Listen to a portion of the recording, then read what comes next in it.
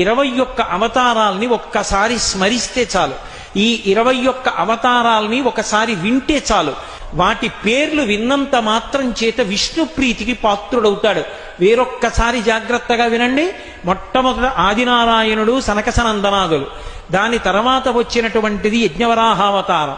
యజ్ఞవరాహావతారం తర్వాత నారదుడు. నారదుడి తర్వాత నరనారాయణుడు. నరనారాయణుల తర్వాత వచ్చినటువంటిది కపిలావతారం. కపిలావతారం తర్వాత దత్తాత్రేయావతారం. దత్తాత్రేయావతారం తర్వాత యజ్ఞావతారం. యజ్ఞుని యొక్క అవతారం తర్వాత వృషభావతారం. వృషభావతారం తర్వాత వచ్చింది పృథుమహారాజు గారి అవతారం. పృథుమహారాజు గారి అవతారం తర్వాత వచ్చినటువంటి అవతారం మత్స్యావతారం. తర్వాత కూర్మావతారం. తర్వాత ధన్వంతరి. తర్వాత మోహిని. తర్వాత నరసింహుడు. తర్వాత వామనమూర్తి. తర్వాత పరశురాముడు. తర్వాత రాముడు. తర్వాత రామచంద్రమూర్తి. తర్వాత బలరాముడు. బలరాముడి తర్వాత కృష్ణ భగవానుడు. కృష్ణ భగవానుడి తర్వాత ఏకకాలంలో 2 అవతారాలు ఉంటూ ఉండొచ్చు వీటిల్లో. కృష్ణావతారం.